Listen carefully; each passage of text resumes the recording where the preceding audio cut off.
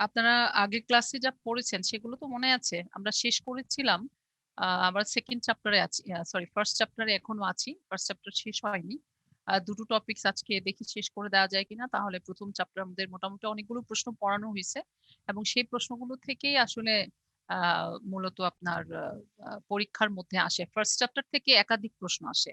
একের অধিক মানে দুটোই আসে, ম্যাক্সিমাম ক্ষেত্রে দেখা যায় যে দুটো আসতেছে। তো আমরা সেই জন্যই ফার্স্ট চ্যাপ্টারটা একটু বেশি পড়লাম। তাছাড়া প্রত্যেক কোর্সে ফার্স্ট চ্যাপ্টার আসলে একটু বেশি পড়াই লাগে। যেমন ধরেন ন্যাশনাল ইউনিভার্সিটি আমাদের অনলাইন ভিডিও লেকচার সিরিজ তৈরি করতে বলছে, যেমন এখন সেকেন্ড ইয়ারটা আমরা করছি। তো সেক্ষেত্রেও দেখা যাচ্ছে যে প্রথম চ্যাপ্টারে দুইটা ক্লাস লেকচার শেষ করা যাচ্ছে না। যদিও ইউনিভার্সিটি আমাদেরকে বলেছে যে প্রতি চ্যাপ্টার থেকে দুটো করে লেকচার ভিডিও করে পাঠানোর জন্য, কিন্তু আমি দেখলাম যে আমি তো বিজনেস কমিউনিকেশন পড়াই সেকেন্ড ইয়ারে, দেখলাম যে আমি দুইটা ভিডিওর মধ্যে সবকিছু ইনক্লুড করতে পারলাম না। মানে আরেকটা ক্লাস হলে এটি ভালো হয়। তো সব সব কোর্সেরই বোধহয় ইন্ট্রোডাকশন চ্যাপ্টারটা এমন যে একটু বেশি কিছু আলোচনা হয়, টপিকস গুলো বেশি প্রয়োজনীয় এবং সেগুলো পরবর্তী চ্যাপ্টারকে বুঝতে সহযোগিতা করে। সেজন্য আমার সবসময় প্রথম চ্যাপ্টারটা একটু লেট হয় প্রত্যেক ইয়ারে। পরবর্তী চ্যাপ্টার গুলো একটু দ্রুত চলে যাওয়া যায়। তো আজকে আমরা গত ক্লাসে যে তিনটা টপিকস দিয়েছিলাম, তিনটার মধ্যে দুটো শেষ করেছিলাম। Why the student of commerce should study, OB, এটা আমরা শেষ করেছিলাম।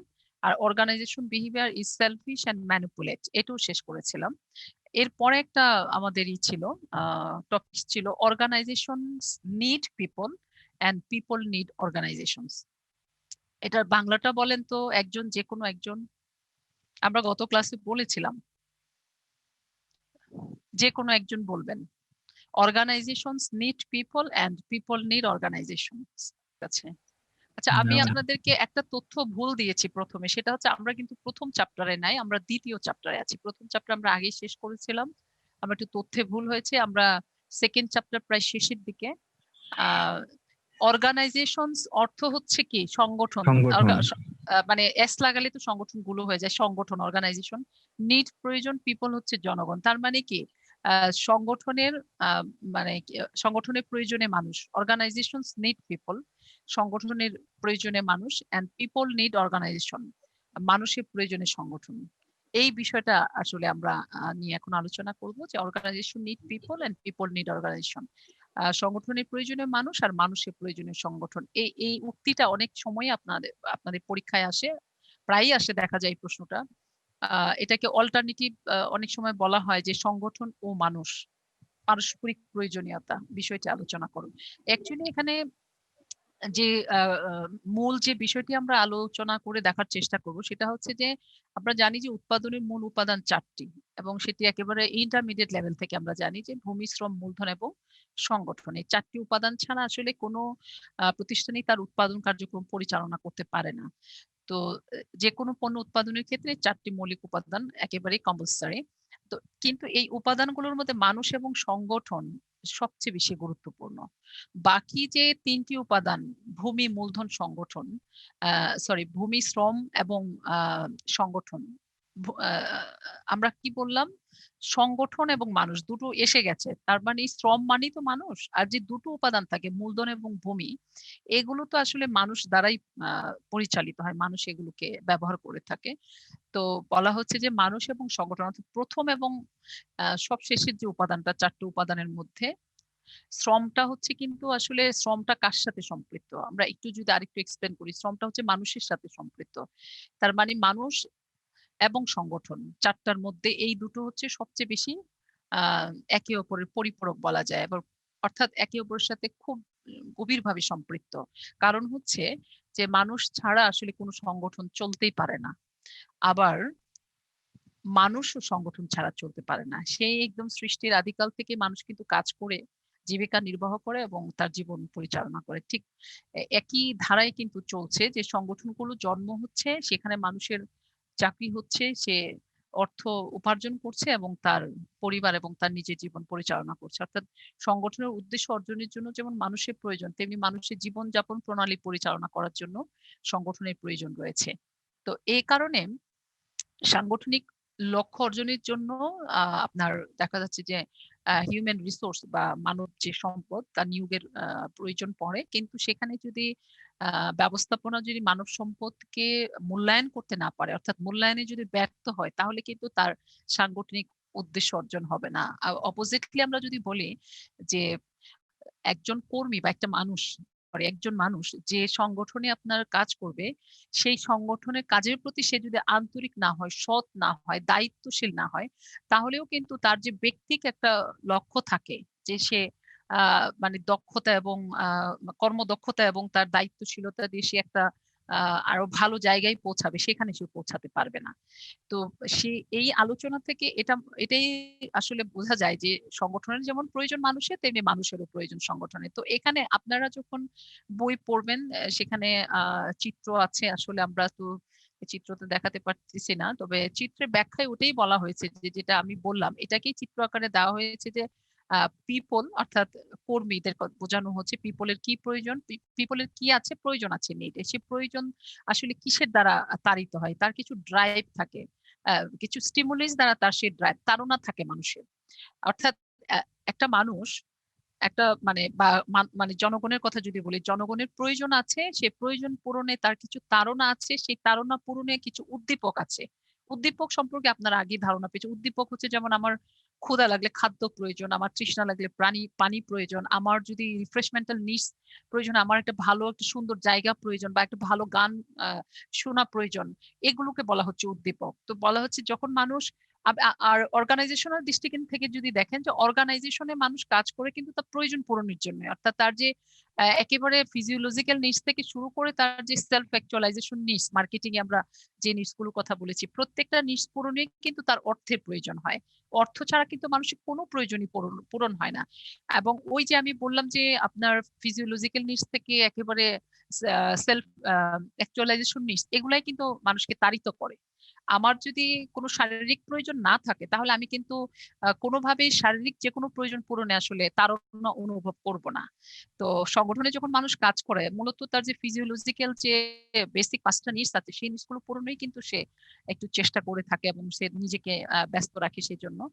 তো সে কারণে কিন্তু মানুষগুলো অর্গানাইজেশনের দিকে ছোটে, অর্থাৎ সে চাকরি খুঁজে বা চাকরি করার জন্য আগ্রহ অনুভব করে, তখন সে মানে কর্মে নিয়োজিত হয় অর্গানাইজেশনে। আর কর্মে যখন নিয়োজিত হচ্ছে, স্বাভাবিকভাবে তার নিড ফুলফিল হচ্ছে। নিড ফুলফিল হলে সে কখনো সন্তুষ্ট হচ্ছে, কখনো অসন্তুষ্ট হচ্ছে। এখন আমি ধরেন যে যদি আমি ফুড আইটেমের কথা ধরি, যে কোথাও আমি আহ আহ, না আমি কোথাও যদি বলি, সেটা একটু আরো ব্যাখ্যা দিতে হবে। আমি যদি বলি যে আমি একটা কোনো কোনো একটা সুনির্দিষ্ট ফুড নিলাম, অর্থাৎ খেলাম, খাওয়ার পরে আমাদের এখনকার প্রেক্ষাপটে আমাদের ম্যাক্সিমাম ফুডের সাথে হচ্ছে একটু ভেজাল মিশ্রণ থাকে।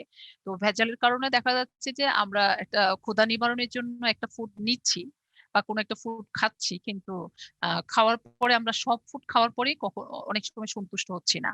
আবার কিছু কিছু ফুডস আমাদেরকে অনেক বেশি সন্তুষ্ট করে। তারপর আমি যদি কফির উদাহরণ দিই, আমরা অনেক রেস্টুরেন্ট আছে আমাদের, আমি কফি সার্ভ করে। আমি ব্যক্তিগতভাবে অনেক রেস্টুরেন্টে কফি পান করেছি, বিশেষ করে ছোট ছোট যে মানে ফুড শপ গুলো আছে, যখন যেখানে যাই যদি পেয়ে যাই তো কফিটা পান করি। সেখানে আমি পার্থক্য লক্ষ্য করেছি অনেক। দেখা যাচ্ছে যে কোথাও কোথাও কফি পান করে যে তৃপ্তিটা পাই, যে মনে হচ্ছে সেখানে তখন দুধ, তারপরে আপনার ওই যে কফি, যে টোটাল যে মিশ্রণটা পরে, সেটার মধ্যে ঘনত্বটা ঠিক থাকে এবং কফিটা পান করে বেশ স্যাটিসফ্যাকশন আসে মনের মধ্যে। ওটা তো একটা যে আপনার একটা মানে ভেতরে একটা ফিলিংস, মানে ইউটিলিটিটা তো আসলে বর্ণনা করা যায় না। এটা হচ্ছে এটা ফিল করতে হয় যে আমি কফিটা পান করলাম, এটি আমাকে উপযোগ দিয়েছে। এটি কিন্তু ভেতরের একটা ইন্টারনাল একটা ফিলিংস, এটা তো এক্সপ্রেস করা যায় না। দেখা যাচ্ছে যে কোথাও এই ফিলিংসটা খুব ভালো, আবার কোথাও এটি একেবারেই মানে ভালো না, বা মাঝামাঝি। এটাকে আমরা স্যাটিসফ্যাকশন ডিসস্যাটিসফ্যাকশন বলি। আর এর মাধ্যমে তো দেখা যায় যে মানে মানুষ চিন্তা করে যে আমি আসলে এখানে তো ফুডের উদাহরণ দিলাম, কিন্তু আমি যে অর্গানাইজেশনের কথা বলি, যে অর্গানাইজেশন কি আসলে, এটাও কিন্তু একটা প্রোডাক্ট। আমি একটা প্রোডাক্টের উদাহরণ দিয়েছি, যে সেটা কফি আমার সন্তুষ্ট দিল কি দিল না আমি খুব সহজে বুঝতে পারলাম যেহেতু এটা খেলাম। কিন্তু অর্গানাইজেশনও যে একটা প্রোডাক্ট, এবং এটিও আমাকে যে স্যাটিসফ্যাকশন এবং ডিসস্যাটিসফ্যাকশনের মধ্যে রাখে, এটিও কিন্তু আমাদের বুঝতে হবে। এবং আমরা এটাও বুঝি খুব ভালো করে যখন শুধুমাত্র একটি অর্গানাইজেশনে একজন ব্যক্তি কাজ করে তার জীবিকা নির্বাহের জন্য বা খাদ্য দ্রব্যের প্রয়োজন পূরণের জন্য তাই না, তার কিন্তু মানসিক কিছু সন্তুষ্টিও এর সাথে ইনভলভ থাকে, অর্থাৎ মেন্টালিও সে কিছু স্যাটিসফ্যাকশন চায় যে আমি মানে এবং যখন সে মেন্টালি সন্তুষ্টি চায় তখন সে আরো কিছু প্রত্যাশা তার থাকে অর্গানাইজেশন থেকে। যেমন অর্গানাইজেশনে যখন একজন কর্মী চাকরি করে তখন সে কিন্তু চায় যে তার যে টপ ম্যানেজমেন্ট তার সাথে ভালো অ্যাটিটিউড করবে, তাকে প্রয়োজনে ছুটি দিবে, অথবা তার কোনো প্রবলেমস হলে সেটাও বুঝবে, এটিও কিন্তু তার অন্যান্য চাওয়ার মধ্যে থাকে। সব মিলিয়ে বলা যায় যে একজন মানুষ যখন তার প্রয়োজন পূরণে বিভিন্ন স্টিমুলি দ্বারা তাড়িত হয়ে একটি অর্গানাইজেশনে চাকরি করে, তার প্রয়োজন পূরণ হয়, কিন্তু সেক্ষেত্রে সে কখনো স্যাটিসফাই থাকে, কখনো ডিসস্যাটিসফাই থাকে। এটা হচ্ছে মানুষের প্রয়োজনের সংগঠনকে যদি আমি ব্যাখ্যা করি, এতক্ষণ যে ব্যাখ্যাটা দিলাম এটা হচ্ছে মানুষের প্রয়োজনের সংগঠন। এখন যদি আমরা বলি যে সংগঠনের প্রয়োজনে মানুষ, এটা এককভাবে আবার বলছি আর কি। ওভারঅল আমরা ইন্ট্রোডাকশন একটু বললাম, আবার এককভাবে বললাম যে এটি হচ্ছে, এই ধারাটা হচ্ছে মানুষের প্রয়োজনে যদি সংগঠন হয়, যে মানুষ যাবে তার প্রয়োজনের দ্বারা তাড়িত হয়ে, তারপরে সে সন্তুষ্টি হবে বা অসন্তুষ্ট হবে নিট পরিপূরণের পর। আর যদি আমরা সংগঠনের প্রয়োজনে মানুষ, এটাকে যদি আমরা ব্যাখ্যা করতে চাই, তাহলে হচ্ছে বিষয়টা এমন আসবে যে মানব সম্পদ মানে এই যে হিউম্যান রিসোর্স, সে তারা কি করবে, কাজ করবে, এবং সে কাজের কারণে কি হবে, সাংগঠনিক লক্ষ্য অর্জিত হবে। এটি হচ্ছে ধারা, যে সংগঠন যদি মানুষকে তার প্রয়োজনে ব্যবহার করে তাহলে মূলত মানব সম্পদ নিয়োজিত হয় কাজ করার জন্য, এবং কাজের মাধ্যমে সাংগঠনিক লক্ষ্যটা অর্জিত হয়। সেক্ষেত্রে দেখা যায় যে আসলে মানব সম্পদ ছাড়া সংগঠন অর্থহীন, এবং সংগঠন কখনোই তার যে উদ্দেশ্য সেটা পূরণ করতে পারে না। আর মানুষ যদি না থাকে তাহলে সংগঠনের যে অন্যান্য সম্পদগুলো আছে সেগুলো আসলেই কোনো অর্থ বহন করে না, কারণ মানুষই কিন্তু অন্যান্য সম্পদগুলো ব্যবহার করে, তাই না?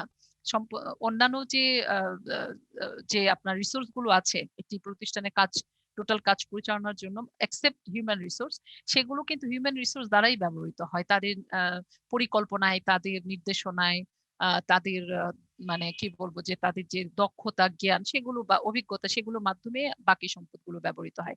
এটি হচ্ছে আলাদাভাবে আমি বললাম যে এটি সংগঠনের প্রয়োজনে মানুষ আর মানুষের প্রয়োজনে সংগঠন, দুটোই দেখলাম। এখন আমরা যদি দেখি যে আমরা যে কথাটা নিয়ে আসলে আলোচনা করছি, যে সংগঠনের প্রয়োজনে মানুষ এবং মানুষের প্রয়োজনে সংগঠন, যদি এই কথাটাকে আমরা প্রুভ করতে চাই তাহলে হচ্ছে পারস্পরিক লক্ষ্যে কাজ করতে হবে। এতক্ষণ আমরা দুটো বিষয় দেখলাম, যে সংগঠনের প্রয়োজনে মানুষ, মানুষের প্রয়োজন। এখন এই দুটোকে কোঅর্ডিনেট করে আমরা একটু কথা বলবো, যে যখন পারস্পরিক লক্ষ্য অর্থাৎ মিউচুয়াল যে একটা গোল থাকে, এবং মিউচুয়াল গোলটা অর্জনের জন্য যে মিউচুয়াল ইন্টারেস্ট তারা ফিল করে, অর্থাৎ তাদের যে পারস্পরিক স্বার্থতা তারা অনুভব করে, সেই অনুভবের জায়গাটায় যখন যেতে পারে, তখন আসলে আমরা এই যে সংগঠনের প্রয়োজনে মানুষ এবং মানুষের প্রয়োজনে সংগঠন, এটাকে পুরোপুরি বিশ্বাস করতে পারি, বা পুরোপুরি এটাকে আমরা মানে এই ধারণাটাকে আমরা কাজে লাগাতে পারি। এখানে চিত্রের মধ্যে ওইভাবে দেখানো হবে যে আপনার এমপ্লয়ি গোল থাকে, অর্গানাইজেশন গোল থাকে, দুটোকে কোঅর্ডিনেট করে একসাথে যখন নিয়ে আসা হয় তখন মিউচুয়াল ইন্টারেস্ট এটি দাঁড়িয়ে যায়, অর্থাৎ দুইজনের গোল একটা জায়গায় চলে গেছে এবং সেটা পারস্পরিক স্বার্থে পরিণত হয়। আর যখন মিউচুয়াল ইন্টারেস্টে চলে আসে তখন উভয়েই কিন্তু কাজ করে, শুধু এমপ্লয়িরা কাজ করে তা না, যারা অর্গানাইজেশনের প্ল্যানার্স আছে বা যারা অর্গানাইজেশনের টপ ম্যানেজমেন্টে আছে তারাও কর্মীদের জন্য বা সংগঠনের উদ্দেশ্য অর্জনের জন্য কাজ করে। তো দুইজনের গোল যখন একটা জায়গায় আসে, মিউচুয়াল ইন্টারেস্টে পরিণত হয়, এই মিউচুয়াল ইন্টারেস্টটাকে আপনার সফলতার জায়গায় নিয়ে যাওয়ার জন্য দুইজনেই মিউচুয়ালি ওয়ার্ক করে, অর্থাৎ পরস্পর পরস্পরের জন্য কাজ করে। যখন পরস্পর পরস্পরের জন্য কাজ করে তখন এমপ্লয়ি এবং অর্গানাইজেশন উভয়েরই গোল আসলে একসাথে উজ্জিত হয়ে যায়। সেজন্য হচ্ছে ওই চিত্রটা আসলে বর্ণনা করবে যে সংগঠনের স্বার্থ এবং মানুষের যে স্বার্থ, অর্থাৎ এমপ্লয়িদের স্বার্থ পরস্পর এক সম্পৃক্ত। মানুষ যেমন তার অভাব পূরণের জন্য সংগঠনের উপর নির্ভর করে, তেমনি সংগঠনও তার উদ্দেশ্য অর্জনের জন্য মানুষের উপর নির্ভর করে। সেজন্যই কিথ ডেভিস, আমাদের জানি যে আমরা সাংগঠনিক আচরণের রাইটার হচ্ছেন কিথ ডেভিস, নিউজ স্টর্ম এবং কিথ ডেভিস। ইনি এজন্যই যথার্থই বলেছেন যে অর্গানাইজেশন নিড পিপল এবং পিপল নিড অর্গানাইজেশন। এটাই হচ্ছে মূলত এই প্রশ্নের আলোচনা। আপনার কি সবাই কিছুটা অন্তত বুঝতে পেরেছেন কিনা? বুঝতে পেরেছেন তো? মেবি এর পরে হচ্ছে ন্যাশনাল ইউনিভার্সিটি হয়তো বা আমরা যেটা চিন্তা করছি যে প্রথমে ফার্স্ট ইয়ারের দিচ্ছে, তারপর হচ্ছে হয়তো সরি আমরা সেকেন্ড ইয়ারের লেকচার তৈরি করছি, ভিডিও লেকচার। এরপরে বোধহয় থার্ড ইয়ার দিবে। যখন থার্ড ইয়ার দিবে তখন আসলে কি সম্ভব হবে আমি যাই পড়াচ্ছি না কেন যদি সেটা ফিগার দিয়ে একটু বোঝাতে হয়, আমরা হয়তো সেই ভিডিও লেকচারে সেটা ইনভলভ করতে পারবো। কিন্তু এই অডিওতে বা এই যে আপনার অনলাইনে যে ক্লাস নিচ্ছি সেখানে হয়তো দেখাতে পারছি না চিত্র। যদিও ভিডিওতে গেলে হয়তো বা বোর্ড ইউজ করলে দেখাতে পারবো। দেখি ওটারও সিস্টেম করে ফেলবো। প্রথম তো আমরা সবাই সব এক্সপেরিয়েন্স অর্জন করছি এবং শিখছি। ন্যাশনাল ইউনিভার্সিটির কাছে আসলেই কৃতজ্ঞ যে ন্যাশনাল ইউনিভার্সিটি আমাদেরকে অনলাইন ক্লাসে আনার কারণে আমাদের নতুন কিছু শেখার মধ্যে চলে আসছে। আমরা আরো রিসোর্সফুল হতে পারছি। যে কোনো সমস্যা এই জন্য আসলে সম্ভাবনা। কি বলেন আপনারা? তাই না? হুম? জি তন্ময়? ম্যাম। সমস্যা আসলে তো সম্ভাবনা। মার্কেটিং এর স্টুডেন্ট হিসেবে এটাও তো আমরা জানি। সমস্যা মানেই হচ্ছে সম্ভাবনা। তো জি ম্যাম। যখন যখন আপনার এই করোনা ভাইরাসের কারণে আমাদের কলেজ ছুটি হয়ে গেল, আমাদের মাথায় আকাশ ভেঙে পড়লো যে এখন কিভাবে আমরা ক্লাস নিব। স্টুডেন্টরাও চিন্তা করলো আমরা কিভাবে কলেজে না যেয়ে ক্লাস করবো। তখন এই যে একটা আহ, সবাই সমস্যা মনে করেছিলাম, আসলে একটা সমস্যাই। তো কিন্তু সেই সমস্যাটা কিন্তু নতুন কোনো সম্ভাবনার দরজা খুলে দিয়েছে আমাদের জন্য। আমরা যারা আগে পাশ করে বেরিয়েছি, আমাদেরও আগে যারা পাশ করেছে, যাদের টেকনোলজির সাথে সেই সময়টায় কোনো পরিচয়ও ছিল না। আপনাদের আপনারা যেমন একটু বড় হয়ে পেয়ে গেছেন সবকিছু হাতের কাছে, আমাদের সময় তো কম্পিউটার এগুলো কোনো কিছুই ছিল না। আমরা যখন ইউনিভার্সিটি থেকে বের হয়ে আসবো তখন কম্পিউটার ইউনিভার্সিটিতে মাত্র ঢুকছে। তার মানে কি আমরা তো পিছনে পড়ে আছি, তাই তো? সেই মানুষগুলোকে কিন্তু এখন এই করোনা পরিস্থিতি এই টেকনোলজির সাথে সম্পৃক্ত করছে খুব গভীরভাবে, এবং এটি আমাদেরকে আসলে ডেভেলপ করছে। একটা কর্মে ঢোকা অর্থ হচ্ছে এই না যে আমি যেভাবে ঢুকেছিলাম ঠিক ওরকমই শেষ পর্যন্ত ওই এফিসিয়েন্সি নিয়েই বা ওই কর্মদক্ষতা নিয়েই আমি থাকবো। এটা আসলে মানুষকে তো মডারেট করতে হয় প্রতিনিয়ত। কিন্তু মডারেট করার প্রয়োজন না হলে সাধারণত দেখা যায় মানুষ নিজেকে মডারেট করতে চায় না, খুব ঠেকাই না পড়লে সে মডারেট করতে চায় না।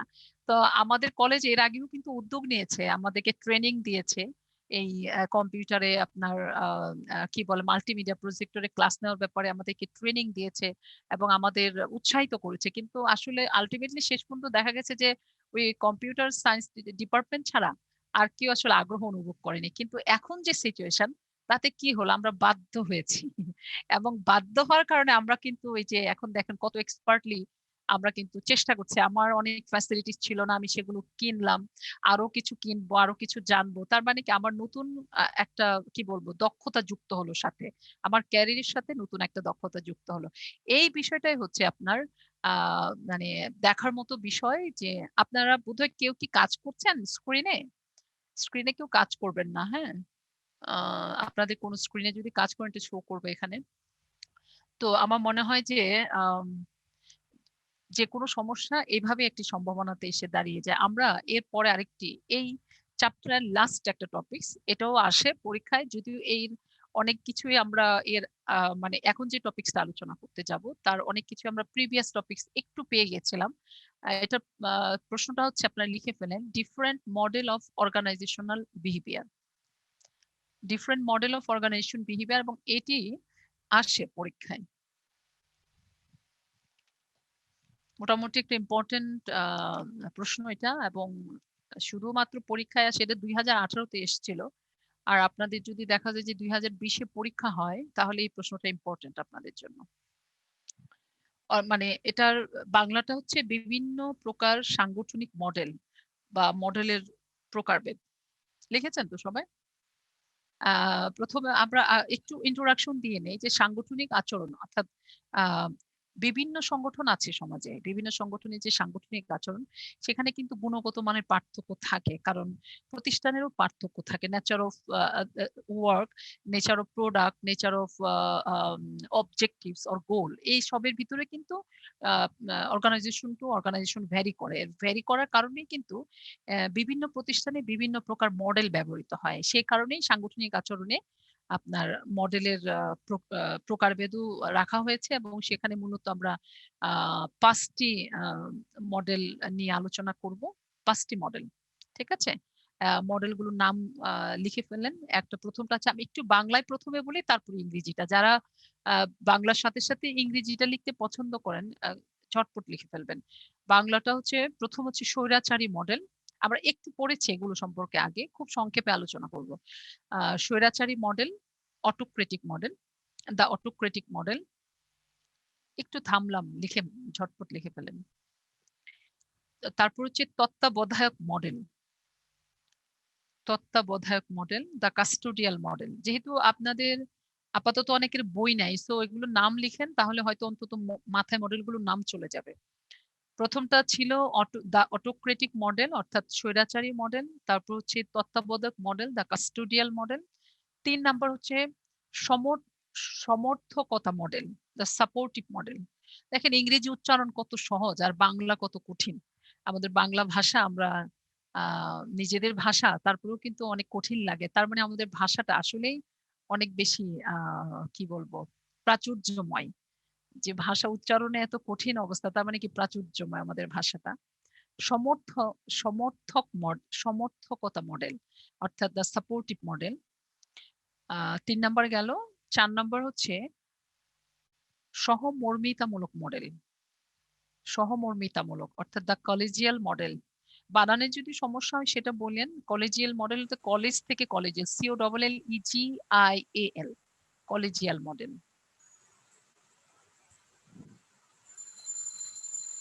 সহমর্মিতামূলক। আর সবশেষ মডেলটার নাম হচ্ছে পদ্ধতি মডেল, দ্য সিস্টেম মডেল। পদ্ধতি মডেল বা দ্য সিস্টেম মডেল।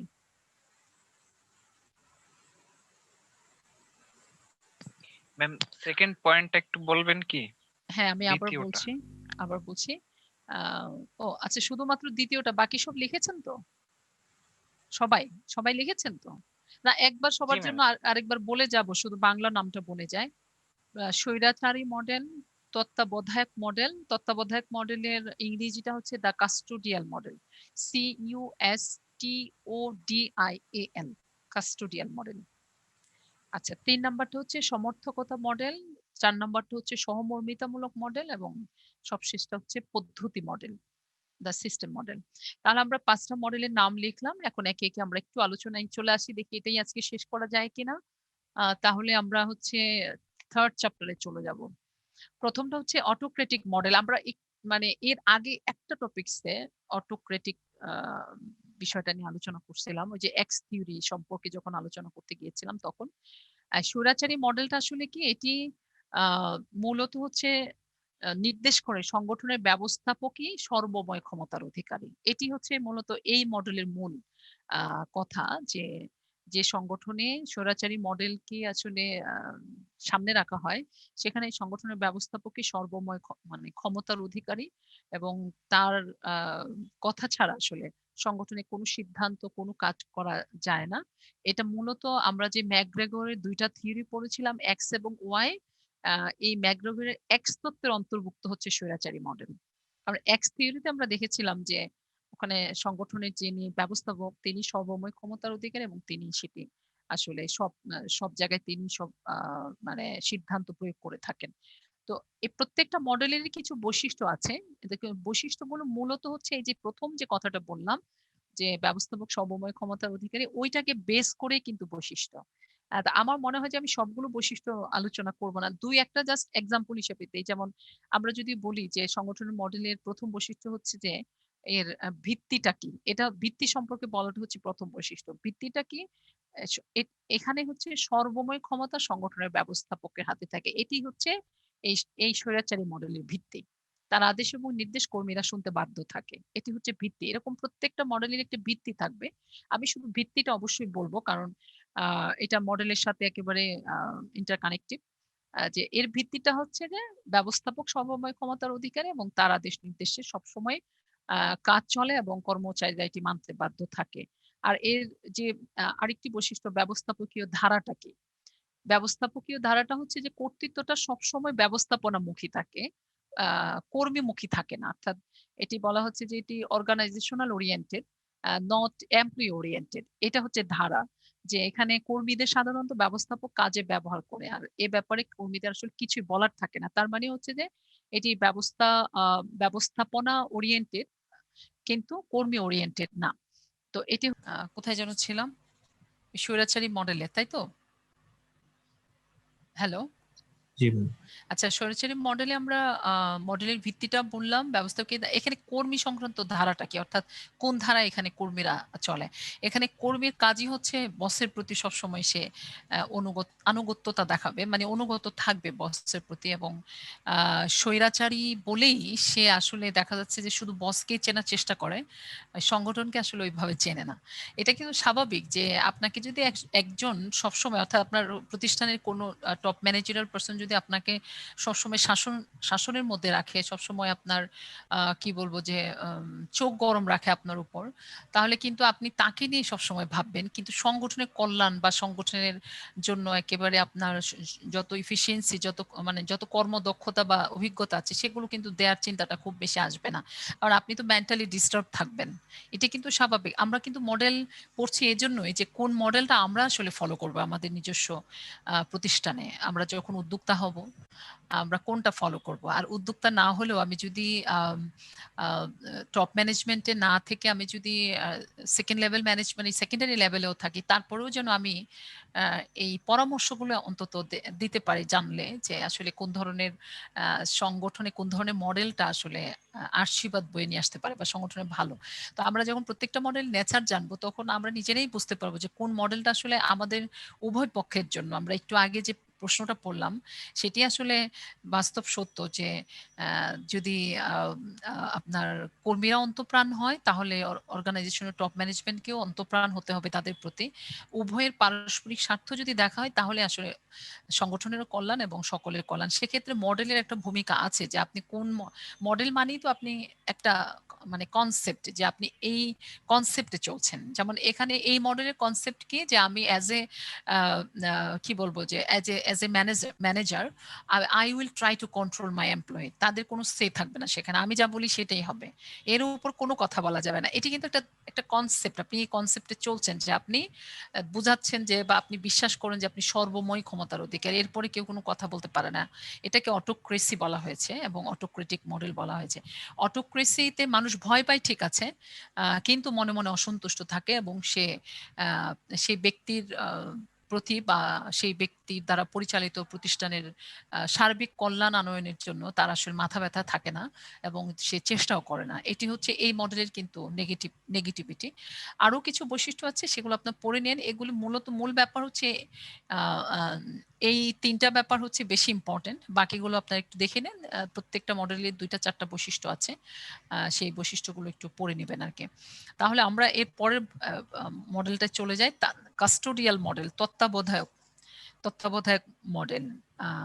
স্বৈরাচারী মডেলে আমরা দেখেছি যে কর্মীরা আসলে যদি নিরাপত্তাহীনতায় ভুগেও, মানসিক দুশ্চিন্তায় তারা পড়েও যায়, অথবা তারা যে কোনো ধরনের সমস্যায় তারা কিন্তু ম্যানেজমেন্টের কাছে সরাসরি কিছু বলার জন্য যেতে পারে না বা বলতেও পারে না। এবং এই যে যিনি স্বৈরাচারী মানসিকতা নিয়েছে, তাকে সে আক্রমণও করতে পারে না কথা দিয়ে কোনোভাবেই।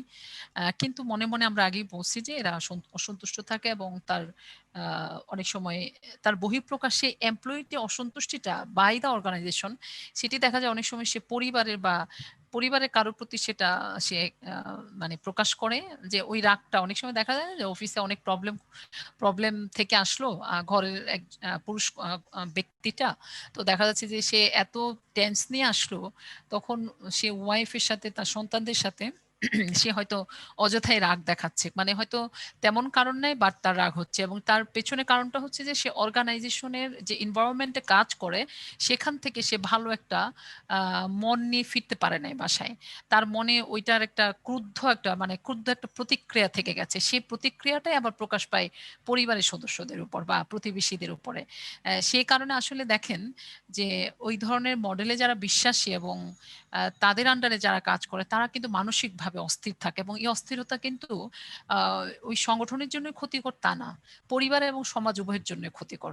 আপনারা দেখবেন যে নিষিদ্ধ সংগঠনগুলোতে যারা কাজ করে, অর্থাৎ যারা দেশ বিরোধী অথবা মানসিক কল্যাণ বিরোধী বিভিন্ন ধরনের সংগঠনও আছে যারা গোপনে কাজ করে, সেখানে যারা কাজ করে যে সমস্ত মানুষগুলো, তারা কিন্তু সবসময় আক্রমণাত্মক হয়, এবং মানুষকে মারবে, খুন করবে, ওটা তাদের কাছে কোনো ব্যাপার না, বা মানুষের মানে অকল্যাণের চিন্তা প্রতি সেকেন্ডে করতেছে, সেটা তাদের তাদের কাছে কোনো ব্যাপার না, কারণ হচ্ছে কি তারা ওই সংগঠনের নীতিমালা দ্বারা প্রভাবিত।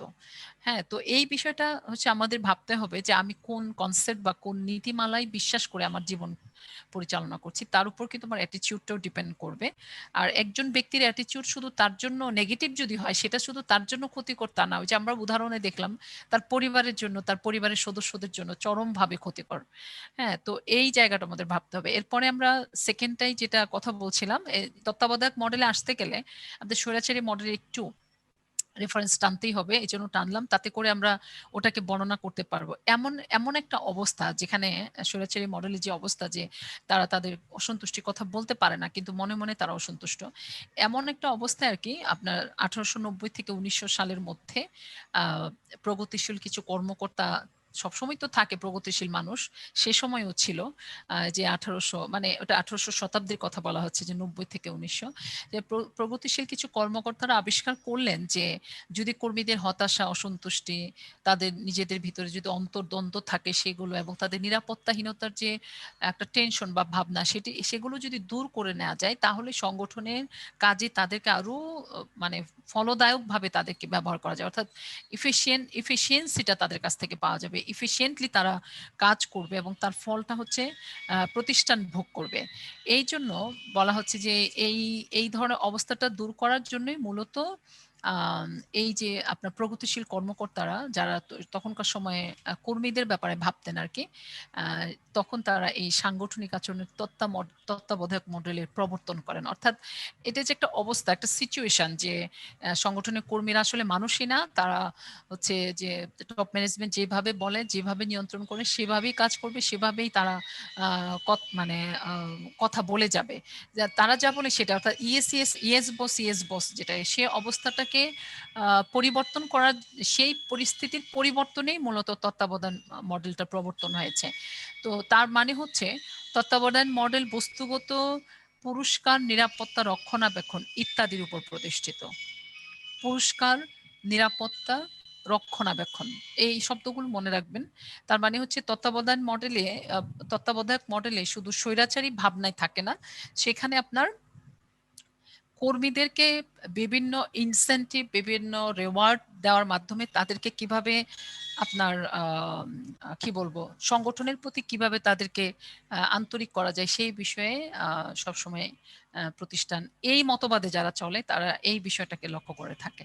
তাহলে মোটামুটি একটা পার্থক্য আপনারা বুঝতে পারলেন, একটা পার্থক্য বুঝতে পারলেন, সেটা হচ্ছে যে একটি হলো পুরোপুরি কি বলে যে সংগঠনের যে ব্যবস্থাপক পুরোপুরি তার মানসিকতা দ্বারা প্রভাবিত, আর পরের যে আমরা পড়লাম নাম যেটা দ্য কাস্টোডিয়াল মডেল, সেখানে দেখলাম যে না, শুধুমাত্র তার কথাই প্রতিষ্ঠানের এমপ্লয়ীদেরকে যদি পরিচালনা করা হয় তাহলে তারা আন্তরিক হবে না, তাদের অসন্তুষ্টিটা ভেতরে রেখে তারা আসলে ভালো কাজও করবে না।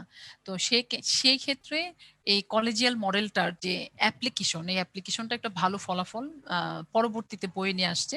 তাহলে এই মডেলের বৈশিষ্ট্যগুলো কি? এই মডেলে যেমন আমরা এর আগেও বলছি, মডেলের ভিত্তি এখানে মূলত হচ্ছে মানে মূলত এই মডেলের সফল প্রয়োগটা নির্ভর করে অর্থনৈতিক সম্পদের উপর, কারণ হচ্ছে এখানে কর্মীদের পুরস্কার, কর্মীদের বিভিন্নভাবে পদায়ন এগুলো করা হয়, সেজন্য এই মডেলের ভিত্তি হচ্ছে অর্থনৈতিক সম্পদ। আর আগের মডেলের ভিত্তিটা ছিল হচ্ছে যে যিনি ব্যবস্থাপক তার অটোক্রেসি, ওটা ছিল। আর এখানে ব্যবস্থাপকীয় ধারাটা কি, যে পুরস্কার প্রদানের মাধ্যমে কাজ আদায় করার চেষ্টা করা হয়। আর সেখানে হচ্ছে যে বলা হয়েছিল স্বৈরাচারী মডেলে যে কর্মীদের কাছ থেকে যে কোনো ভাবে কাজ আদায় করা হয়, সেটা পুরস্কার প্রদান করে হোক বা না হোক, সাধারণত করা হয় না অটোক্রেসিতে। আর কর্মীদের সংক্রান্ত ধারণা হচ্ছে যে কর্মীদের ধারাটাকে, এখানে তাদের পেনশন, অন্যান্য আর্থিক সুযোগ সুবিধা বা কর্মীদের কাজের মাধ্যমে কিভাবে দেওয়া যায়, কর্মীদের কাজ করাবে, বাট এই কাজের মাধ্যমে তাদের ইফিসিয়েন্সি পাওয়ার মাধ্যমে তাদের কর্মদক্ষতা, অভিজ্ঞতা প্রতিষ্ঠান যে পাবে, তার মাধ্যমে তাদেরকে কিভাবে পেনশনের ব্যবস্থা করা যায় তাদের জন্য, যেটা আফটার রিটায়ারমেন্ট তারা সেই সুবিধাটা পাবে, অথবা অন্যান্য আর্থিক সুবিধা যেমন বোনাস, তারপরে আরো কিছু ইনসেনটিভ যদি দেওয়া যায়, সেগুলো চিন্তা করে থাকে এই মডেলে। দেখেন এই দুটো মডেলের কম্পারিজনে যদি আমরা যাই তাহলে কিন্তু দেখতে পাচ্ছি যে আসলে সেকেন্ড মডেলটা বেস্ট, তাই না? এর পরেও কিন্তু আরো বেস্ট কিছু আছে। দুটোর মধ্যে মনে হচ্ছে দুটোর মধ্যে সেকেন্ডটা বেস্ট। পরবর্তীতে নামটাই বলে দিচ্ছে দ্য সাপোর্টিভ মডেল, সার্থকতা মডেল। সার্থকতা মডেলটা হচ্ছে কোথা থেকে আসছে সেটা একটু দিয়ে নেবেন। রেনসিস লিকার্ড নামে একজন সাংগঠনিক আচরণবিদ ছিলেন। রেনসিস লিকার্ড, RENSIS, রেনসিস লিকার্ড, LIKERT। রেনসিস লিকার্ড একটি বই ছিল the principles of supportive relationship. The principal বললে ভুল হবে, the principal of supportive relationship. এটি থেকেই আসলে এই বইটি থেকে আসলে সমর্থকতা মডেলের যে উদ্ভব সেটা হয়েছে। এবং এখানে আরেকটি বিষয় আপনি বলবেন ক্লিয়ার করার জন্য, যে এখানে যে আমরা যে দুইটা থিওরি পড়েছিলাম এক্স এবং ওয়াই, এখানে হচ্ছে ম্যাকগ্রেগরের যে ওয়াই তত্ত্বটা, সে ওয়াই তত্ত্বটা হচ্ছে এখানে প্রয়োগযোগ্য। ওয়াই তত্ত্বে কিন্তু আমরা দেখেছিলাম যে এটি জাস্ট এক্স তত্ত্বের বিপরীত, যেটি মানে কর্মীদের সমস্ত কাজে কর্মীরা সমর্থন পায় সংগঠন থেকে, এবং সংগঠনও তাদেরকে মানে সহযোগিতা করার জন্য সবসময় চেষ্টা করে থাকে। এটি কিন্তু ওয়াই তত্ত্বের আপনার মূল কথা ছিল। এবং এই সমর্থকতা মডেলে ওয়াই তত্ত্বটা আসলে সহযোগী হিসেবে কাজ করে থাকে, সবসময় সহযোগিতা করে থাকে কর্মীদের কাজকে, কর্মীদের সমস্ত সম্পাদিত কাজকে এই মডেলে আসলে সমর্থন করা হয়। দেখেন, আমরা বাস্তবে অনেক সময় লক্ষ্য করি যে আপনি হয়তো একজন কর্মী হিসেবে আপনার অভিজ্ঞতা, আপনার দক্ষতা সবসময় প্রকাশ করার সুযোগ পান না হয়তো প্রতিষ্ঠানে, কিন্তু হঠাৎ আপনি কোনো একটা ভালো চিন্তা করে কোনো একটা উদ্যোগ নিলেন, সে উদ্যোগটাকে সমর্থন যদি করা হয়, তাহলে যিনি হয়তো প্রথম উদ্যোগ নিয়েছেন, প্রথম উদ্যোগ নেওয়ার কারণে তার কিছু মানে কিছুটা তার কি বলবো সীমাবদ্ধতা, বা কিছুটা তার ওই কাজের কিছু কম কম দক্ষতা হয়তো বা ছিল, কিন্তু যখনই সে সমর্থন পেয়ে যায় প্রতিষ্ঠান থেকে, টপ ম্যানেজমেন্ট থেকে, বা আদার্স যারা এমপ্লয়ি আছে তাদের কাছ থেকে, তখন কিন্তু সেটাই আরো মডারেশন হয় ডে বাই ডে। এই সমর্থক মডেলে যখন একটি অর্গানাইজেশন চলে, সেখানে যে কোনো কর্মী তার যে মেধা, তার যে ইফিসিয়েন্সি, সেই লেভেলটাকে সে কাজে লাগিয়ে প্রতিষ্ঠানের জন্য সবসময় ভালো কিছু উদ্যোগ গ্রহণের চেষ্টা করে, ভালো কিছু দেওয়ার চেষ্টা করে। তাহলে আপনি আপনার কাজটা যখন, আপনার সম্পাদিত কাজটা যখন সমর্থন পেয়ে যায়, তখনই সেটা প্রতিষ্ঠানের জন্য আসলে কল্যাণমূলক হয়ে যায়। এই সমর্থক মডেলের ভিত্তিটা কি? এর ভিত্তি হচ্ছে আসলে নেতৃত্ব। কারণ ওই যে যদি ভালো নেতৃত্ব থাকে, তাহলেই কিন্তু আপনি সমর্থন করতে পারছেন প্রতিষ্ঠানের এমপ্লয়ীদের জন্য। নেতৃত্ব, আমরা নেতৃত্বেরও ধরন পড়েছিলাম, সেখানে পজিটিভ লিডারশিপ ছিল, মনে আছে নিশ্চয়ই আপনাদের। এই পজিটিভ লিডারশিপ যদি থাকে, তাহলে কিন্তু সমর্থন পাবে কর্মীরা তার কাজে। সে কোনো ইনিশিয়েশনে, মানে সে যদি ইনিশিয়েট করে, অর্থাৎ ইনিশিয়েশনে যায় কোনো কাজের বা কোনো ধারণা, তাহলেও সে সমর্থন পাবে। এবং সে যদি সেই কাজের ধীরে ধীরে সে তার মানে যে উদ্যোগটা নিয়েছে কাজে, সে কাজের যদি সে আরো মডারেশন করে, সেখানেও সে সমর্থন পাবে। বা যদি কোনো পরিবর্তন করতে চায়, পরিবর্তন আনতে চায়, সেখানেও সে সমর্থন পাবে।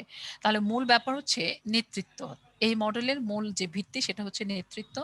কাজের মান এবং পরিমাণটা আসলে মূলত নেতৃত্ব আসলে কতটা আপনি নেতা হিসেবে কতটা যোগ্যতা বা নেতৃত্ব প্রদানের যোগ্যতা বা ক্ষমতা আপনার কতটুকু, বা সামর্থ্য কতটুকু, বিশেষ করে তার উপর ডিপেন্ড করবে যে আপনি আসলে ভালো কাজ অ্যাজ এন এমপ্লয়ি আপনি ভালো কাজ করতে পারবেন কিনা। যে আগেই বলেছি, এগুলোর একটা কোঅর্ডিনেশন লাগবে। সমর্থক মডেল চাইলেই কিন্তু সমর্থতা মডেল চাইলেই কিন্তু অটোক্রেটিক যে লিডারশিপ, তার আন্ডারে কিন্তু আপনি সমর্থক মডেল ব্যবহার করতে পারবেন না। এই মডেল ব্যবহার করতে হলে আপনাকে পজিটিভ লিডারশিপে মানে আসতে হবে। অটোক্রেসিতে এটা সম্ভব না। তার মানে কি, নেতৃত্বের উপরও ডিপেন্ড করছে যে আপনি সমর্থতা মডেল, অর্থাৎ সাপোর্টিভ মডেল আপনি কতটা ব্যবহার করতে পারবেন।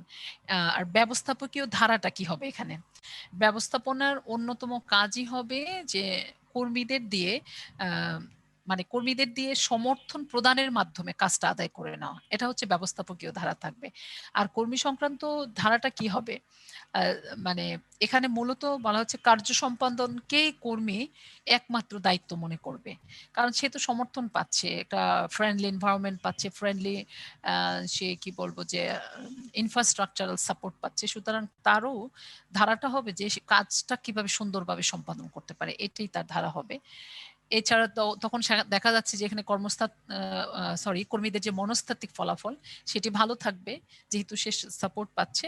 ওই একটা পয়েন্টের সাথে অর্থাৎ একটা বৈশিষ্ট্যের সাথে আরেকটা বৈশিষ্ট্য তো ইন্টারকানেক্টেড আছে। আপনি একটা বৈশিষ্ট্য আলোচনা করলে তারপর আরেকটি বৈশিষ্ট্যের পয়েন্টস আপনি নিজেই বের করে নিয়ে নিতে পারবেন। আচ্ছা, এই তাহলে আমাদের ৩টা গেল, এবার ২টো বাকি আছে, ২টো শেষ করে দেই যেহেতু আমাদের ১২টা ২০ পর্যন্ত ক্লাস। একটা হচ্ছে, পরেরটা হচ্ছে দ্য কলেজিয়াল মডেল, সহমর্মিতামূলক। এটা আসলে সমর্থক যে মডেল আমরা পড়লাম, সাপোর্টিভ মডেল, এটার একটা উন্নত সংস্করণ। আপনারা দুটো নামই লক্ষ্য করেন যে সহমর্মিতামূলক মডেল, সহযোগিতামূলক মডেল, মানে সমর্থক মানেই তো সহযোগিতা। তো দেখেন যে এই সাপোর্টিভ মডেলটা আসলে সহমর্মিতামূলক মডেলকে আসলে আনয়ন করেছে, মানে এটার উন্নত সংস্করণ। ওই যে প্রোডাক্টের যেমন উন্নত সংস্করণ হয় না, যে প্রথমে মোবাইল ছিল শুধু কল করা যেত, এরপরে মোবাইল আসলো যে ভিডিও করা যায়, তারপরে এখন তো সব ধরনের সুবিধা আছে যে নেট চালানো যাচ্ছে, ভিডিও কলে যাওয়া যাচ্ছে, ফ্যাক্স করা যাচ্ছে, তা অনেক কিছু করা যাচ্ছে মোবাইলে। তো এই যে মডারেশন, প্রোডাক্টের ধারণারও কিন্তু মডারেশন আছে। যেমন আমরা মার্কেটিংয়েও দেখেছিলাম যে অনেক প্রথমে এসেছিল কি প্রোডাকশন কনসেপ্ট, উৎপাদন মতবাদ। উৎপাদন মতবাদ থেকে আস্তে আস্তে প্রোডাক্ট মতবাদ আসলো, তারপরে আপনার মার্কেটিং মতবাদ আসলো, তো সোশ্যাল মার্কেটিং কনসেপ্ট আসলো, তারপরে গ্রিন মার্কেটিং কনসেপ্ট আসলো। সোশ্যাল মার্কেটিং, গ্রিন মার্কেটিং যেমন পাশাপাশি, মানে সমর্থক বলতে পারেন। এরকম প্রত্যেকটা মডেল মানেই তো এক একটি ধারণা, এক একটা কনসেপ্ট, এগুলোর আপনার উন্নত সংস্করণ আছে। তো বলা হচ্ছে যে সমর্থক মডেলের উন্নত সংস্করণ হচ্ছে কলেজিয়াল বা সহমর্মিতামূলক মডেল। তো সহমর্মিতামূলক মডেলে সাধারণত আপনার কি এখানেও বলা যায় যে যারা কাজ করে তাদেরকে সব কাজে সমর্থন দেওয়া হয়, অর্থাৎ তাদের সাথে সহমর্মিতাও কিছু ক্ষেত্র বিশেষে প্রকাশ করা হয়। সহমর্মিতা শব্দটার সাথে তো আপনারা পরিচিত আছেন। যেমন আমরা যদি বলি যে একটা পরিবারে একটা মানুষ যখন মারা যায় তখন তার পরিবারের যে আরো বাকি সদস্যরা যারা বেঁচে আছেন তাদের প্রতি সহমর্মিতা দেখানো হয়। সহমর্মিতা মানে কি ভালোবাসা, তারপরে সহযোগিতার মানসিকতা, এগুলো প্রকাশ করা হয়। তো এই মডেলেও কিন্তু একই বিষয় যে আগের মডেলে যেমন ছিল যে কার্য সম্পাদনে কর্মীদের সমর্থন প্রদানের মাধ্যমে তাদের কাছ থেকে কাজ আদায় করে নেওয়া হয়, এখানেও সেম একই, তবে পাশাপাশি তাদের প্রতি আবার সহমর্মিতাও থাকে। যে একজন ব্যক্তি ভালো কাজ করছে, খুব ইফিশিয়েন্ট কর্মী, দেখা গেল যে কোনো একটা সময় তার পারিবারিক বা ব্যক্তিগত কোনো প্রবলেমস এর কারণে সে খুব পেইনফুল সিচুয়েশন আছে। সেই পেইনফুল সিচুয়েশনে দেখা যাচ্ছে যে তাকে সমর্থনও দিবে, আবার কিছুটা সহমর্মিতাও তার প্রতি প্রকাশ করবে। যে যেমন আপনি দেখেন আমরা এই করোনা সিচুয়েশনে যারা ডাক্তার হিসেবে কাজ করছে তাদের মধ্যে অনেকেই মারা গেছে। দেখেন হাজবেন্ড ওয়াইফ দুইজনই হয়তো ডাক্তার এবং অনেক কাজ করেছে করোনা রোগীদের জন্য। একজন মারা গেল, একজন বেঁচে আছে। যখন যিনি বেঁচে আছে তাকে আমরা দেখেছি যে মিডিয়াতে বিভিন্ন সরকারি বিভিন্ন বড় লেভেলের যে কর্মকর্তা অথবা মন্ত্রী তারা কিন্তু বেঁচে থাকা যে ডাক্তার তাকে কিন্তু সহমর্মিতা দেখিয়েছেন। তিনিও কাজ করছেন, তার কাজকে সাপোর্টিভ ওয়ার্ক করছেন, বিভিন্ন জায়গা থেকে উনি সমর্থন পাচ্ছেন। আবার পাশাপাশি তার ওই ব্যক্তিগত ঘটনার জন্য তাকে কিন্তু সহমর্মিতাও দেখানো হচ্ছে। তাতে কি হয়, ওই যে সেকেন্ড ব্যক্তিটি যিনি ডক্টর, যিনি বেঁচে আছেন, তিনি কিন্তু ওই যে তার যে একটা পেইন যে একজন তার সঙ্গী নাই, চলে গেছেন পৃথিবী ছেড়ে, সেটা থেকে বের হয়ে এসে তিনি কিন্তু তার কর্মদক্ষতা দিতে পারবেন যখন সবাই তাকে সহমর্মিতা প্রকাশ করবে। সংগঠনে এই ব্যাপারটি লক্ষ্য করতে হয়, কিন্তু আমরা অনেক সময় লক্ষ্য করি যে সংগঠনের ব্যক্তিকে এই ব্যাপারগুলোকে আপনার অ্যাভয়েড করে যাওয়া হয় এবং এটাকে আসলে ওভারলুক করা হয়। একজন ব্যক্তির পারিবারিক বা ব্যক্তিগত অনেক আপনার যে পেইন ফুল সিচুয়েশন, সেই সিচুয়েশনকে গুরুত্ব দেওয়া হয় না, পাত্তা দেওয়া হয় না। তখন দেখা যায় যে ওই এমপ্লয়ি কিন্তু আসলে আন্তরিক হয় না। সে ভাবে যে এখানে শুধু আসলে আমি কোনোভাবে কাজটা দিতে পারলে হয়, আমার খুব বেশি এফিসিয়েন্সি আমি দিব না, কারণ সংগঠন তো আমার প্রতি সহমর্মিতা পোষণ করে না কোনো ব্যাপারে। এই জন্য এটি একটা ইম্পর্টেন্ট ব্যাপার যে দেখেন যেখানে সাপোর্টিভ মডেল আছে সেখানে কলেজিয়াল মডেলের উপস্থিতিটা এমনিতেই চলে আসে, দুটো পারস্পরিক সম্পৃক্ত। এই মডেলের ভিত্তি হচ্ছে যে ব্যবস্থাপনা সংগঠনের কর্মীদেরকে সবসময় অংশীদারিত্বের মতবাদ যে আছে সেই মতবাদে তাদেরকে কি বলবো, তাদের মানসিকতাকে পরিবর্তন বা ডেভেলপ করার চেষ্টা করে, যে যারা কাজ করে তাদেরকে সবসময় এই ধারণা দেওয়া হয় যে এখানে আমরা সবাই মিলেমিশে কাজ করব, অংশীদারিত্বের বিষয়টা এখানে গুরুত্ব রাখবে। ব্যবস্থাপকীয় ধারাটা হচ্ছে যে টিম ওয়ার্ক কনসেপ্টটা এখানে, যেটা আমরা প্রথম পয়েন্টসে বললাম যে এখানে মূলত টিম ওয়ার্কটাকে গুরুত্ব দেওয়া হয়। আর কর্মী সংক্রান্ত ধারাটা হচ্ছে যে কর্মীরা সবসময় যে সংগঠন থেকে প্রাপ্ত দায়িত্ব পায়, যেহেতু তারা সাপোর্টিভ এনভায়রনমেন্টে এখানে কাজ করে, সেই দায়িত্বটা তারা পালনের চেষ্টা করে থাকে, সর্বোচ্চ চেষ্টা করে থাকে। সবশেষ মডেলটা হচ্ছে আপনার সিস্টেম মডেল। সিস্টেম মডেল বা আমরা যেটাকে বাংলাতে বললাম পদ্ধতি মডেল। পদ্ধতিগত মডেলটি হচ্ছে একটা উদীয়মান মডেল বলা হচ্ছে এটাকে। যে রাইজিং স্টার বলা হয় না, যারা আপনার খেলোয়াড় অথবা অভিনেতা বা গান করে, মানে খুব ভালো কিছু নিয়ে এসছে সবার সামনে, তাকে রাইজিং স্টার বলা হয়। মানে সে উদীয়মান মানে তারা হতে যাচ্ছে বাংলাতে যদি বলি। তো রাইজিং স্টারের মতনই অনেকটা সিস্টেম মডেলটা, বলা হচ্ছে যে এটি হচ্ছে উদীয়মান মডেল। এবং এই মডেলে যেটা মনে করা হয় যে সংগঠনে কর্মরত কর্মীগণ শুধু কর্মের মাধ্যমেই যে তারা মানে মানে সন্তুষ্টি পায় যা বা কর্মটাই মানে তাদের প্রত্যাশায় থাকে তা নয়। তারা আর্থিক এবং কার্য নিরাপত্তার প্রত্যাশার পাশাপাশি আরো বেশি কিছু বিষয় প্রত্যাশা করে, সেটা সিস্টেমের মধ্যে আর কি রাখা হয় সাধারণত। সিস্টেম মডেলের মূল কথা হচ্ছে তাহলে যে কর্মীরা শুধুমাত্র আর্থিক এবং কার্য নিরাপত্তাটাই প্রত্যাশা করে না, তারা আরো কিছু সংগঠনের কাছ থেকে প্রত্যাশা করে। এটা হচ্ছে মূলত সিস্টেম মডেলের মূল বক্তব্য। এই প্রত্যাশা পূরণের জন্য তারা করে কি, প্রতিষ্ঠানে অনেক বেশি সময় দেয়, অনেক বেশি সময় দিয়ে তারা তাদের যে অন্যান্য যে প্রত্যাশাগুলো, যেমন প্রতিষ্ঠানের থেকে সে আরেকটু বেশি মানে মর্যাদা প্রত্যাশা করে, আরেকটু বেশি গ্রহণযোগ্যতা প্রত্যাশা করে। এই প্রত্যাশা যদি করতে হয় কর্মীদেরকে, তাহলে সংগঠনকে একটু বেশি সময় দিতে হবে। এবং এই সিস্টেম মডেলে এইটাই মূল বক্তব্য যে you are expecting others accept your financial and safety needs. আপনার যে অর্থনৈতিক বা আপনার যে নিরাপত্তাজনিত প্রয়োজন, তার থেকে যে প্রত্যাশা, সেটা ছাড়াও আপনি অন্য কিছু প্রত্যাশা করছেন। If you expect others facilities, then you will have to give some more time for your organization than others employee of the organization। অর্থাৎ অন্য কর্মীদের তুলনায় আপনাকে একটু বেশি সময় দিতে হবে, তাহলে আপনার যে অন্যান্য যে প্রত্যাশাগুলো সেটা আপনি পূরণ করতে পারেন।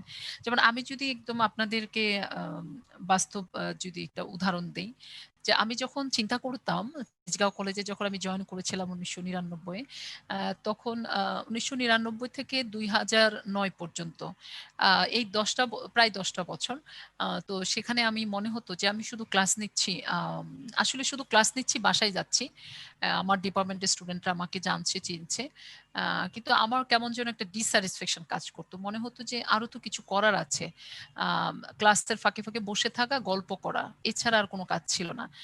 কিন্তু আমি তো এই সময়টাকে অন্যভাবে কাজে লাগাতে পারি। যখন অন্যভাবে কাজে লাগাতে পারি চিন্তা আসছে, তখন পাশাপাশি এটাও চিন্তা আসছে যে আমি যদি আমার সংগঠনে অর্থাৎ আমার কলেজেই যদি আমি কিছু অন্যরকম কিছু করি, তাহলে তো এখানে আমার সময়টা কাজে লাগবে।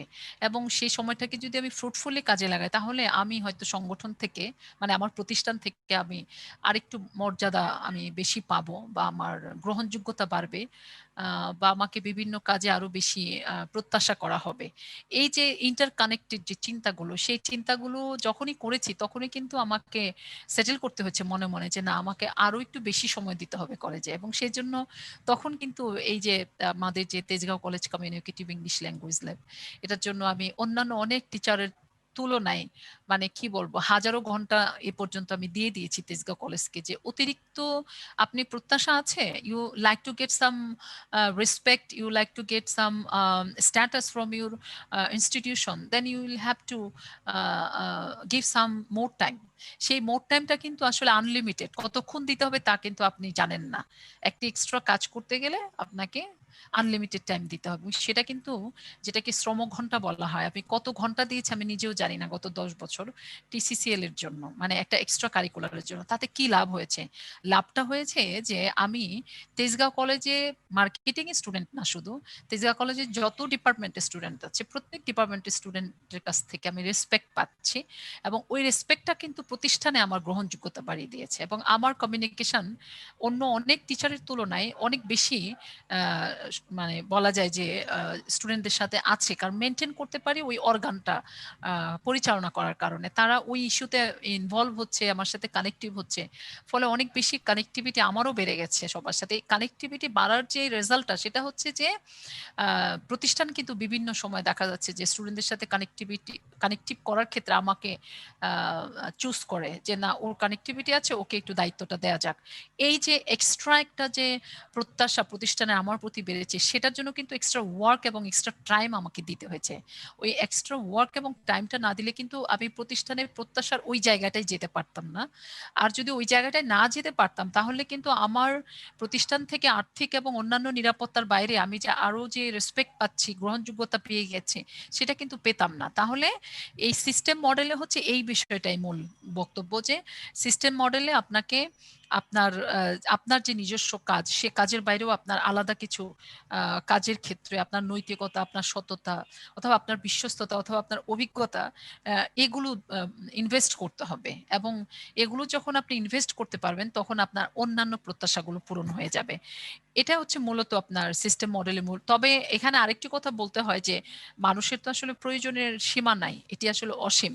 একটি অভাব পূরণ হলেই তার আরেকটি অভাব, যেটা ওই যে আমাদের নিড হাইরার্সি মডেলে দেখেছিলাম যে একটি অভাব পূরণের পরে আরেকটি অভাবের উদ্ভব হয়। কিন্তু সেক্ষেত্রে আমরা দেখেছিলাম যে দু একটা অভাব আছে যে আগের দু একটা অভাব পূরণ না হলেও আমি যদি বলি যে ফিজিওলজিক্যাল নিডস যেগুলো আমার পূরণ ছিল মোটামুটি আমরা যারা চাকরি করি তাদের ফিজিওলজিক্যাল 5টি বেসিক নিডস আমাদের পূরণের আওতার মধ্যেই থাকে।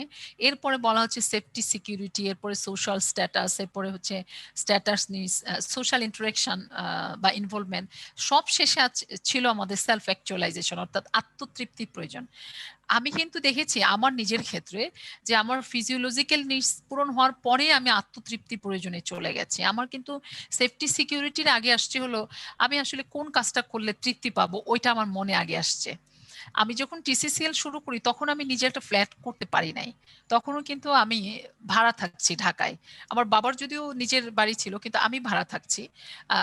আবার বলা হচ্ছে যে মানে ভাড়া বা যাই থাকে আমার নিজস্ব করা, অর্থাৎ আমার নিজস্ব সেফটি সিকিউরিটির ব্যবস্থা নিজের কোয়ালিটি দিয়ে যে করা, সেটা কিন্তু আমি তখনও করিনি।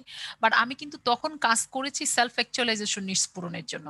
আমার কিন্তু সেফটি সিকিউরিটি চিন্তাটা কিন্তু তখন আসেনি। আসছে কিন্তু যে আমি কিছু কাজ করতে চাই, যে কাজটা বা এমন একটা কাজ করতে চাই যে কাজে আমি আত্মতৃপ্তি পাবো।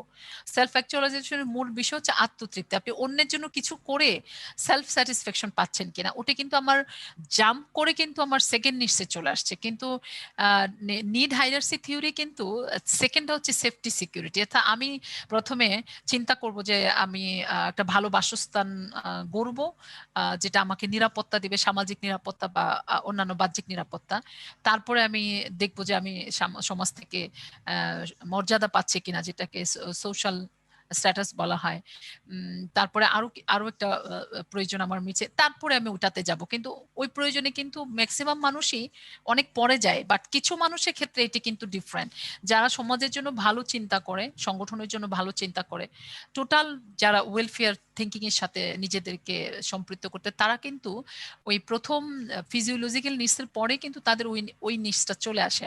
আদারওয়াইজ তারা কিন্তু আর্লি এজে সকলের জন্য কল্যাণকর একটি কাজ করতে যে এত স্যাক্রিফাইস করতে পারে না। তারা তখন ওই কাজ করতে গিয়ে সময়কে স্যাক্রিফাইস করতে হয়, ব্যক্তিগত অনেক ভালো লাগাকে স্যাক্রিফাইস করতে হয়। তারপরে আমি আমার আমার অভিজ্ঞতা থেকে যদি বলি যে টিসিসিএল করতে যে আমাকে অনেক স্যাক্রিফাইস করতে হয়েছে। বিশেষ করে আমার সন্তানরা তখন ছোট ছিল, তাদেরকে আমি সময় দিতে পারিনি যখন তারা মাকে খুব চেয়েছিল পাশে। আমি কিন্তু দিতে পারিনি। বিশেষ করে আমার মেয়ে তখন মাত্র হচ্ছে 3 বছর বয়স। আমি যখন শুরু করি টিসিসিএল এর জন্য ভাবনা চিন্তা কাজ, 3-4 মানে 6 বছর বয়সের ভিতরে কিন্তু সন্তানদের বেশি চাওয়া থাকে মাকে। 5 থেকে 6 বছরের মধ্যে মাকে সার্বক্ষণিক পাশে পেতে চাই। ঠিক ওই সময়টা কিন্তু আমি টিসিসিএল নিয়ে কাজ করেছি। আমি কিন্তু তাদেরকে বঞ্চিত করেছি সময়টা। মানে আমি কিন্তু আমার জন্য কিন্তু এটা বড় স্যাক্রিফাইস ছিল, এবং আমার কাজের জন্য আমার সন্তানদেরও কিন্তু স্যাক্রিফাইস ছিল বড়। এটা তো আমি বলা মানে এটা বুঝতে পারবেন তাই বললাম, কিন্তু না বলা অনেক স্যাক্রিফাইস আছে যে স্যাক্রিফাইস গুলো আসলে বলাও যায় না। যে আমি অনেক সময় তো আমার কলিগদের কথায় কেঁদেছি, এটা তো আর বলা যায় না। হ্যাঁ, অনেক কলিগসরা আমাকে ডিভ্যালুয়েট করেছে যে উনি কাজটা করতে পারবে না অথবা সাপোর্ট দিতে চায়নি যেহেতু আমি ইংলিশ ব্যাকগ্রাউন্ডে ছিলাম না। এই চিন্তাগুলো ডিভ্যালুয়েট করা মানুষকে ডিভ্যালুয়েট করলে ওই চিন্তাগুলো মানুষকে অনেক সময় আঘাত করে মানসিকভাবে। আমি অনেক সময় দেখা যাচ্ছে যে আমার অজান্তে আমার চোখ দিয়ে জল মানে গড়িয়ে গেছে। এইটা তো আসলে বলা যায় না অনেকরে। তো এইরকম অনেক স্যাক্রিফাইস আছে। বা অনেক বেশি সময় দেওয়ার কারণে হয়তো আমার হাসব্যান্ডই আমাকে অনেক সময় অনেক কথা শুনিয়েছে যে এমন অনেক কথাও শুনেছি। সত্যি কথা এটা স্যাক্রিফাইসের গল্প তো বলাই যায়। যে কলেজে একটা বাসা আসলে তোমার দরকার বা একটা রুম দরকার, যে কাজ করতে করতে রাত হয়ে যাবে, সেই রাতটা আসলে কলেজে থেকে পরের দিনে ক্লাসগুলো নিয়ে যেন তুমি বাসায় আসতে পারো। এটি কিন্তু একজন মানুষকে বিদ্রূপ করা বলে। তো এরকম বিদ্রূপের সম্মুখীন হয়েছি বাসায় এই টিসিসিএল এর জন্য কাজ করতে যেয়ে। তো ব্যাপার হচ্ছে যে আপনি প্রত্যাশা করবেন অনেক কিছু অর্গানাইজেশন থেকে, কিন্তু আপনি কোনো স্যাক্রিফাইস করবেন না, তাহলে তো আপনি অর্গানাইজেশন থেকে আপনার যে বেসিক যে মানে প্রত্যাশা, সেই প্রত্যাশার বাইরে যে আপনি আদার্স কোনো প্রত্যাশা আসলে পূরণ করতে পারবেন না। আমি যে যত স্যাক্রিফাইস করেছি আজকে কিন্তু সেই স্যাক্রিফাইসের কিন্তু একটা রিটার্ন আসছে। একটু আগেই বললাম রিটার্নটা কি, যে স্টুডেন্টরা আমাকে, সমস্ত স্টুডেন্টরা আমাকে চেনে এবং রেসপেক্ট করে, এবং যদি যদি আপনি প্রশাসনিকভাবে বলেন সেখানে একটু গুরুত্ব বৃদ্ধি পেয়েছে, অনেক জায়গাতে আমাকে ডাকা হয় বা আমাকে ইনভলভ করানোর চেষ্টা করা হয়। এই যে আমার আদার্স প্রত্যাশাগুলো কিন্তু আমার ওই ভিন্ন ভিন্ন ধরনের স্যাক্রিফাইসের ফল কিন্তু আজকে আমি পাচ্ছি।